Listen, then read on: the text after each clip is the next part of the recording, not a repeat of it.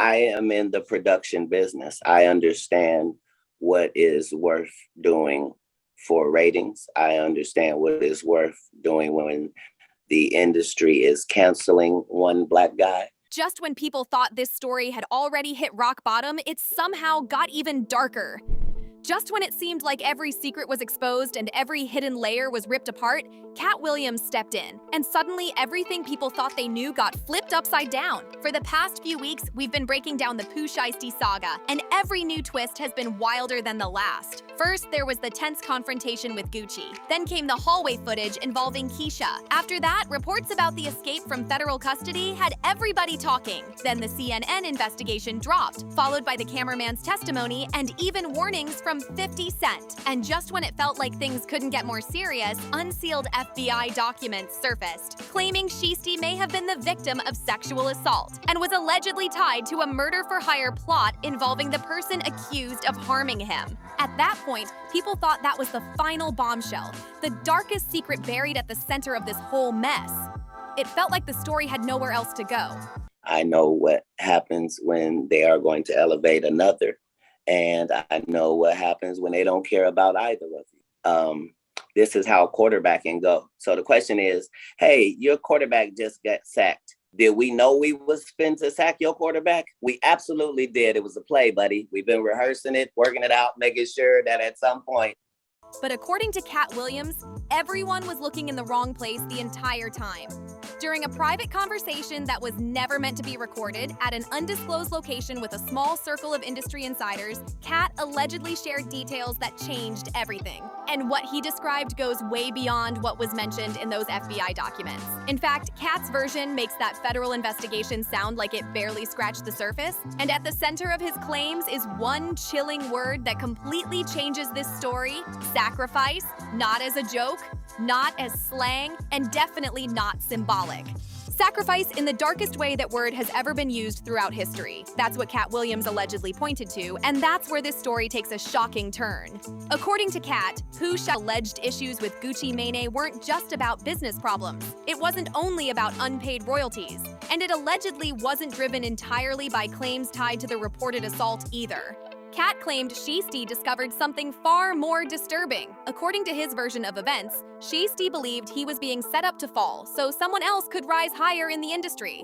Katt alleged that powerful people above him had already made certain decisions behind closed doors, and Shiesty felt like he was being pushed toward destruction while others planned to benefit from it. And instead of quietly accepting that fate, Katt claimed Shiesty made a dangerous decision. If he was going down, he wasn't going down alone. He allegedly wanted to expose everything and bring major people with him before becoming another name lost in the machine. This story is about to challenge what a lot of people believe about the music industry: the fame, the money, and the people pulling strings behind the scenes. Because what allegedly happens behind closed doors may be far different from what fans see online. And the way this information reached the public is just as wild as the claims themselves.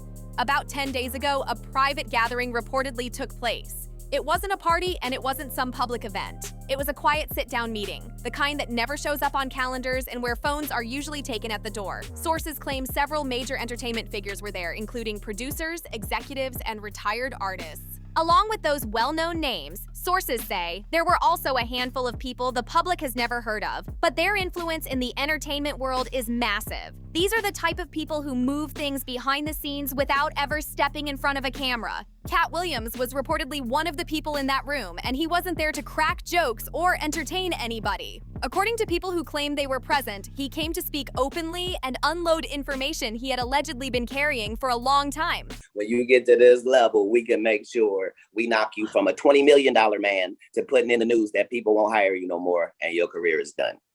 I'm saying that everything that happens in a business that's based off of pretend, that seems like a setup, is everything that happens in a business. That happens in a business that's based off of pretend, that seems like a setup, is. Yes. They said Katt described it like a heavy secret he was tired of holding on to. As expected, phones were reportedly collected at the door. That's normal at private meetings like this. But here's where things get messy.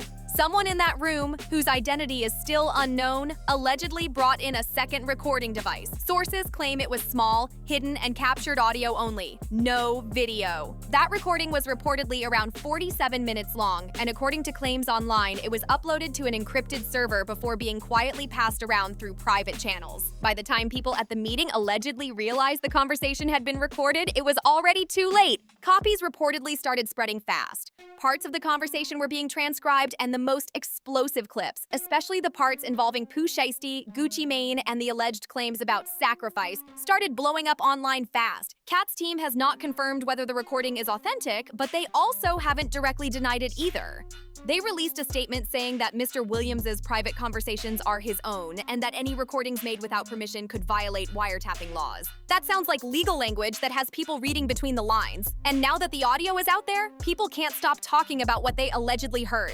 The recording begins, or at least the parts that have leaked so far, and right away, people notice something chilling.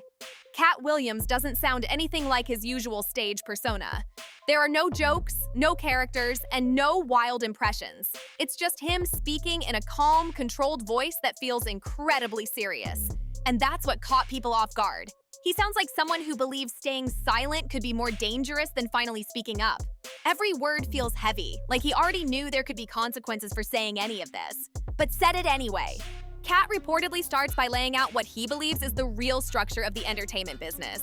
According to him, the music industry, and entertainment in general, operates on two completely different levels. The first level is what the public sees every day. Record deals, album releases, sold-out tours, award shows, chart rankings, streaming numbers, and viral moments online. That side is very real. It makes huge money, builds careers, and turns artists into household names. But Katt claims there's another layer underneath all of that. And this is where things get unsettling. According to him, there's a second system operating behind the scenes that most fans never hear about. He describes it as something far older than hip-hop, older than rock music, and even older than the modern recording industry itself. Katt alleges this hidden system is tied to practices many people would instantly dismiss as rumors, paranoia, or conspiracy talk, until, according to him, you're in certain private rooms where those conversations allegedly happen openly and people speak on it like it's normal. The question I believe you're asking is human cloning. Oh, yes, sir. But let's start with the real question. The real question is cloning going on? Yeah, it is. I knew it. Yeah, well, I'm saying, let's just say animal cloning. Oh, right? yes. Let's start there.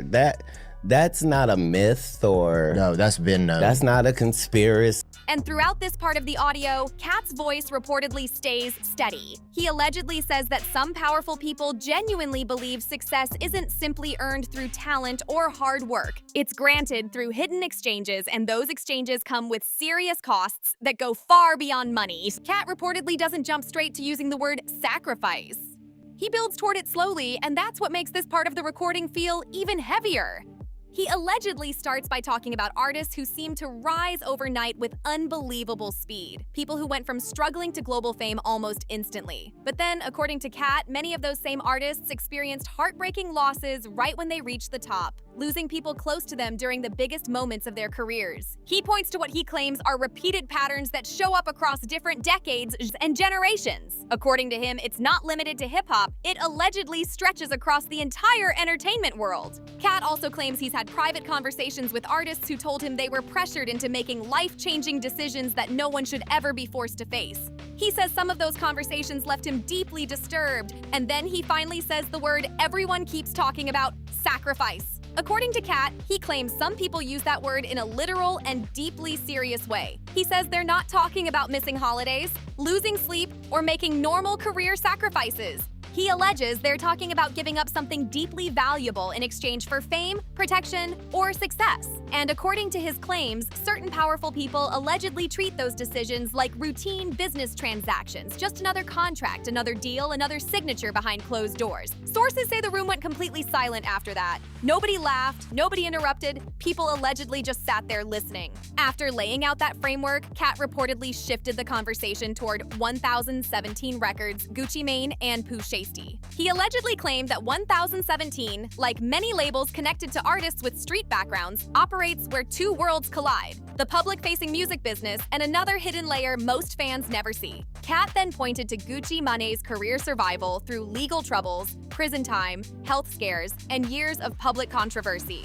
He referenced online rumors about Gucci being replaced, but framed his comments as broader speculation rather than fact. According to Katt's alleged claims, none of Gucci's survival was random, and he suggested major behind-the-scenes deals may have shaped outcomes in ways the public still doesn't fully understand. Now, this is where Katt reportedly becomes very careful with his words, and that stood out to a lot of people listening. He allegedly makes it clear that he is not calling Gucci Mane evil, and he doesn't describe him as the mastermind behind some larger system either. Instead, Katt reportedly paints Gucci as someone who learned how the system works and figured out how to survive inside it. In his version of events, Gucci isn't the villain. He's someone who allegedly adapted because he believed the alternative was being destroyed by the same machine. Katt describes him as a survivor, a man who allegedly did whatever he felt was necessary to stay relevant, stay protected, and stay on top in an industry that can be brutal. But then Katt takes things in an even darker direction. According to him, survival inside that machine allegedly comes with a cost, and he claims that cost often falls on other people. And to be very clear, these are allegations and personal claims from the leaked recording, not proven facts. Katt reportedly claims there's a repeated cycle tied to 1017 that he believes people have ignored for years. He alleges young artists get signed, receive major promotion, gain visibility, build momentum, and then suddenly everything falls apart. According to his claims, some artists allegedly get pushed aside, some face legal troubles, some disappear from the spotlight, and others see their careers completely collapse. He then reportedly pointed to former 1017 artists whose careers stalled, artists who ended up dealing with legal problems, and others who quietly vanished from public attention. Then Katt allegedly asked the room a question that sources say nobody wanted to answer. How many artists has that label signed? And how many of them are truly doing well right now? And he reportedly didn't mean simply staying alive or occasionally dropping music. He allegedly meant artists who are genuinely thriving, building long-term careers, growing their wealth, and staying stable. Then he challenged the room again. Count the ones who made it, then count the ones who fell apart. Which number is bigger? That question reportedly left the room completely silent, and the implication behind his claims was impossible to ignore. And according to Katt's alleged claims, this wasn't random. It was designed that way from the start. He reportedly says the system keeps repeating because the people involved believe it has to. And then we get to the most explosive part of his alleged revelation, the section that directly focuses on Pooh Shiesty and completely changes how people may view this entire saga. Yeah, I'm thinking, but I'm thinking, man, something ain't right. Gucci, is you in there? It's so blank right. Katt claims that during Shiesty's time at 1017, he allegedly discovered something he was never supposed to see. Something that, once he learned about it, allegedly changed everything. He doesn't fully explain how Shiesty found out, and that's one of the biggest mysteries in this story. Katt reportedly just refers to it as the list. And that word instantly made people lean in. He never clearly explains whether the list was a physical document, private messages, recorded conversations, or some other form of communication. But according to people who allegedly heard the recording, Katt described it in a way that left little confusion about how serious he believed it was. According to Katt's claims, Shiesty allegedly learned that his rapid rise in music wasn't entirely organic. Katt claims his fame, visibility, and commercial momentum may have been aggressively accelerated behind the scenes. He allegedly says Shiesty's career was pushed forward at an unusual pace because there was a timeline attached to his success. According to Katt's version, Shiesty allegedly needed to hit a certain level of fame by a specific moment because his public value was tied to how much attention surrounded him. Katt claims the higher someone rises, the bigger the public reaction if everything crashes down. He alleges that major rises and sudden falls can create huge financial headlines, public attention, and endless media coverage. And according to his claims, that dramatic rise and fall cycle may benefit powerful people standing behind the scenes who profit from chaos while staying completely out of public view.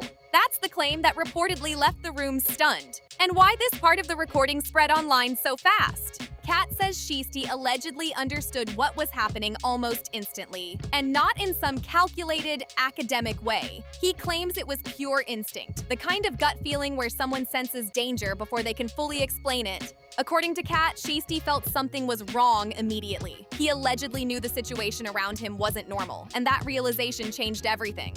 And Katt claims that's when Shiesty made a major decision. he allegedly decided he would not quietly go along with what he believed was being planned around him. According to Katt's version of events, Shiesty allegedly refused to become another headline, another fallen star, or another career that suddenly collapsed under mysterious circumstances. Katt claims Shiesty made up his mind that if people expected him to simply accept his fate, they picked the wrong person. And according to these allegations, everything that happened afterward looked very different through that lens. Katt suggests that the public controversies, the legal issues, the investigations, and everything documented by authorities may have been part of a much bigger story than people originally believed. He frames it as one long act of resistance. Katt then reportedly paused, and what he allegedly said next left several people in the room visibly shaken. And honestly, this is the quote that really made people react. "I respect it." According to sources familiar with the leaked recording, Katt allegedly continued by saying, "I respect it because most people don't fight back. Most people stay quiet. Most people don't realize what's happening until it's already too late. That boy knew, and he chose war over surrender." That quote immediately sparked intense reactions online. Katt reportedly went even further, saying people can call Shiesty whatever they want based on public headlines, but he believes the bigger story has never been fully told. According to Katt, Shiesty allegedly became a target after refusing to play along. And this is where things reportedly become even darker, because what Katt allegedly says next is so disturbing that even people sharing the recording admitted they were hesitant to repeat it. Katt reportedly said it plainly on the leaked recording, and whether people believe him or not, his allegations pushed this story into territory most people never expected. He allegedly claimed the public deserves to hear what's being said, especially when the claims challenge what people are comfortable believing. Then he made one of the most disturbing connections in the entire recording. Katt allegedly linked the assault allegations mentioned in the unsealed FBI documents to the larger framework he had already described, and that claim immediately shocked people listening. According to Katt, he does not believe the alleged assault was random or simply an isolated act carried out for personal reasons. Instead, he claims it allegedly served a larger purpose within the system he described earlier. Katt alleges that certain people use humiliation, manipulation, coercion, and psychological control to break individuals down emotionally before exploiting them further. He claims the goal is to weaken someone's confidence, isolate them, and make them feel powerless. According to Katt, the real objective is psychological control, not empowerment. He reportedly says people behind these alleged actions stop viewing artists as human beings and instead see them as assets to control and profit from. Katt allegedly says these individuals view talent as something to manage, manipulate, and drain for personal gain. According to his claims, the alleged abuse wasn't personal. It was about creating fear, dependence, and silence. He claims it was allegedly meant to make someone feel trapped and unable to fight back. But then Katt says the people involved allegedly made a huge mistake. According to him, they believed Shiesty would react the same way others allegedly had in similar situations. He claims they thought emotional trauma would make him easier to control, easier to silence, and easier to manipulate. But Katt alleges they misread him completely. Instead of breaking down the way they expected, he claims Shiesty allegedly became angry, unpredictable, and determined to push back against people he believed had wronged him. And according to Katt, that reaction changed everything. According to Katt's alleged account, the situation didn't break Shiesty the way certain people may have expected. It allegedly had the opposite effect. Katt claims it forced Shiesty to start seeing things differently. Instead of staying quiet, he allegedly began questioning everyone around him and pushing back hard. He says the alleged trauma wasn't just about personal pain, it was also the moment Shiesty allegedly began seeing what he believed was a much bigger setup around him. I've been personally playing for about 8 years now. It started around around Illmind 5 when that came out. The song was so big, and they told me I had to kind of sacrifice something. They said you're gonna have to pay it back because you just put this information out there, and this is gonna put people in the wrong mindset of what we're trying to do in society. So they told me that if I don't... According to Katt, that was when Shiesty allegedly stopped viewing certain people around him as mentors, supporters, or business partners. He claims Shiesty began seeing them as people who were controlling his career for their own benefit. And that realization, according to Katt, allegedly changed how he responded to everything that happened afterward. Now here's the question everyone immediately started asking after hearing this recording. How does Katt Williams allegedly know any of this? Why would he have inside knowledge about something he claims operates in secrecy? Katt reportedly answers that question directly on the recording, and his response stunned listeners. "I know because they tried it with me." That line instantly became one of the most discussed moments from the leaked audio. Katt doesn't go into every single detail, but he allegedly shares enough to explain why he believes what he's saying. He reportedly talks about a period early in his career, before the major fame, before the comedy specials, and before becoming a household name. According to Katt, this happened when he was still trying to build his career through small comedy clubs, open mics, and slow career growth like everybody else.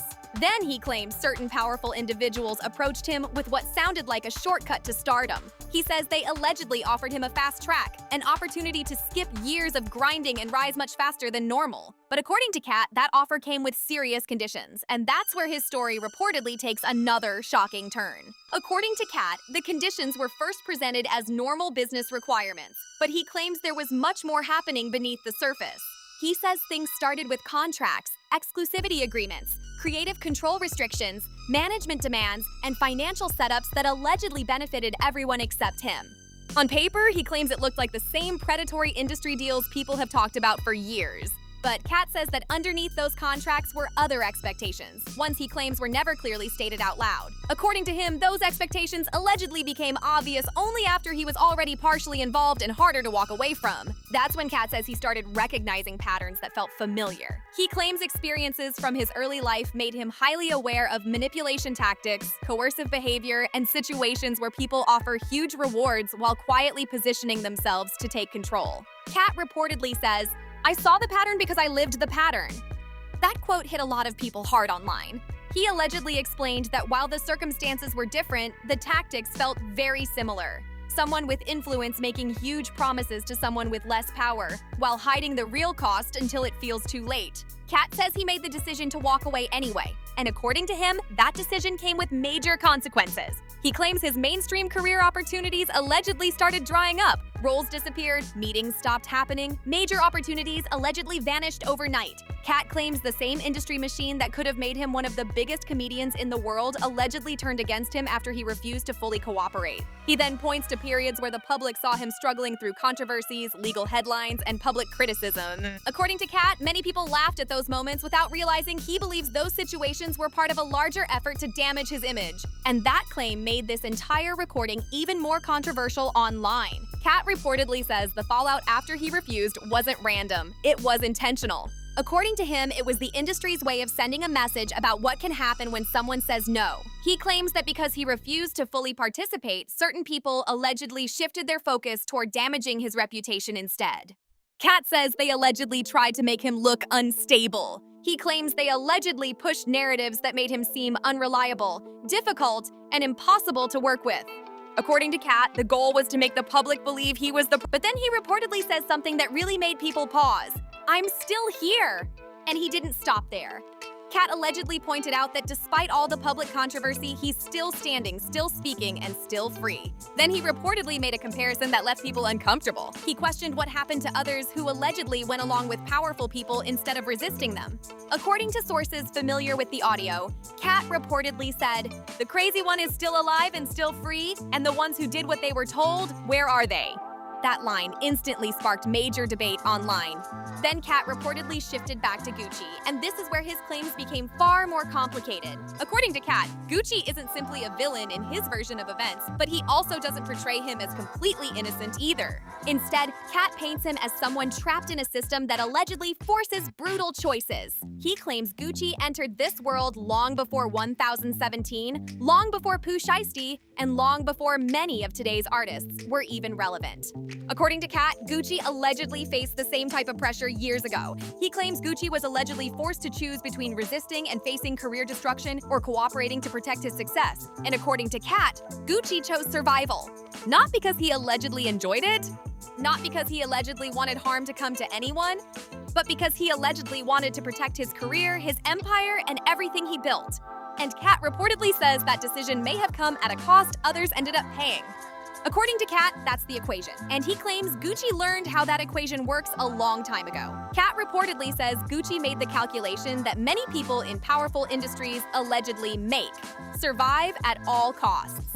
But then Katt adds another layer that makes his claims even more complicated. He allegedly says survival can change people over time. First, survival becomes routine, then routine becomes habit, and eventually, habit becomes identity. According to Katt, that's when things allegedly shift in a dangerous way. He claims Gucci didn't just survive the system, he allegedly became part of how it keeps operating. Katt says Gucci allegedly started bringing in younger artists, helping build them into stars, and introducing them to an environment he already understood. And according to Katt's claims, when pressure came from above, he allegedly responded the way he had been conditioned to respond. Not because Katt claims he enjoyed it, not because he allegedly wanted to hurt anyone, but because Katt says that behavior allegedly became normalized over time. Then Katt reportedly addressed one of the internet's biggest rumors surrounding Gucci's post-prison transformation. He didn't validate wild online conspiracy theories, but he did claim the real transformation was internal. If I don't do these list of things, then they're going to hurt my family. Like, it was like an all-white room, and they opened one of the doors, and it had a Gucci suit, a Gucci bodysuit. And I said, oh no, please don't tell me that is what I think it is, they say. According to Katt, the man who entered prison was allegedly carrying guilt, conflict, and emotional weight from past decisions. But he claims the man who came out had allegedly made peace with choices he once struggled with. Katt says that internal shift is what people were really noticing. And according to him, that's what made things even more dangerous. The scariest part isn't when someone forces you, Katt reportedly said. It's when you start doing it willingly. That quote quickly spread online. Katt allegedly claims the real danger begins when someone stops seeing young talent as human beings and starts viewing them only through money, leverage, and profit. He says that's when the system fully takes control. Then Katt reportedly zooms out from Pooh Shiesty and Gucci entirely. And this is where his claims become even broader, more controversial, and far harder to verify. Katt reportedly describes what he believes is a much larger network, and according to his claims, it isn't some formal organization with a public name, clear hierarchy, or membership list. He says it allegedly operates in a far more fluid way. According to Katt, this network allegedly stretches across multiple industries, including music, film, television, and even sports. He claims the people involved may not all know each other personally. They may not communicate directly every day. But Katt says they allegedly recognize each other, understand how things work, and protect one another when problems arise. That comparison really caught people's attention. Katt reportedly compared it to a franchise system. He allegedly said, "You know how every McDonald's looks different on the outside, but it runs the same way on the inside?" Then he doubled down on the comparison. Same menu, same procedures, same system. According to Katt, that's how he believes major entertainment spaces allegedly operate. He claims record labels, movie studios, management firms, agencies, and other powerful companies may look completely different on the surface. Different cities, different executives, different genres, different stars. But according to his allegations, the internal playbook allegedly stays very similar. Katt says this system allegedly keeps surviving because everyone involved may have too much to lose if damaging secrets ever become public. He claims people protect themselves by protecting each other. According to Katt, shared secrets can create powerful loyalty because nobody wants their own role exposed. He alleges that some executives may fear losing careers. Some artists may fear public backlash, others may fear legal consequences or reputational damage. And Katt says that shared fear can become stronger than friendship, loyalty, or contracts. According to his claims, people often stay quiet, not because someone constantly threatens them, but because they believe exposing the truth could destroy everyone involved. Katt reportedly says the system doesn't always need direct threats to keep people quiet. According to him, all they allegedly have to do is remind people of one brutal reality. If the truth comes out, it comes out about everybody. That line reportedly left the room completely silent. Katt claims that's how silence allegedly survives across entire industries for years, not just through fear, but through mutual destruction. According to his claims, everyone allegedly understands that if one person gets exposed, others could fall right behind them. And that creates a powerful reason for people to stay quiet. Katt says that silence only gets disrupted when someone who was expected to quietly disappear decides to push back instead. And according to his allegations, that's exactly what happened with Pooh Shiesty. Then near the end of the recording, someone in the room reportedly asked Katt the question everybody wanted answered. Where do you think Shiesty is? And Katt's response allegedly changed how many people viewed the entire situation. According to people familiar with the leaked audio, Katt reportedly responded, "He's not running from the FBI. The FBI is the least of his problems." That quote exploded online. Katt allegedly claimed Shiesty may be more concerned about people he believes want him silenced than law enforcement agencies. He suggests Shiesty allegedly fears powerful individuals with influence that extends far beyond public institutions. Then Katt reportedly took things even further. He allegedly claimed the federal investigation, media coverage, and public attention may actually be giving Shiesty a level of visibility that protects him. According to Katt, as long as authorities are publicly searching for him and media outlets keep covering the story, people are watching too closely for anything suspicious to happen unnoticed. He says public attention can sometimes act like a shield. As long as Shiesty remains a major headline, his story stays visible, his face stays recognizable, and questions keep being asked. But Katt reportedly warned that if public attention fades, things could allegedly become far more dangerous. He claims the real threat would come if Shiesty ever stopped being news while still holding damaging information. And according to Katt, if Shiesty ever publicly testified and fully explained what he believes happened, it could create consequences that reach far beyond one person. Katt reportedly says this story goes far beyond Gucci Mane or 1017. According to his claims, if what he's alleging were ever proven true, the fallout wouldn't stop with one label or even one corner of the music industry. He suggests it could allegedly impact executives, companies, and powerful figures across multiple entertainment spaces over the past several decades.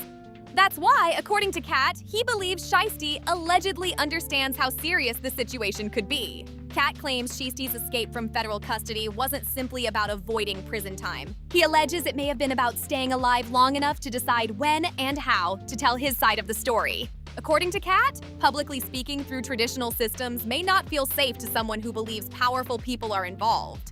He claims Shiesty may believe formal channels could fail him. Katt reportedly says that if someone truly believes major institutions are compromised, they may look for ways to tell their story outside traditional legal systems.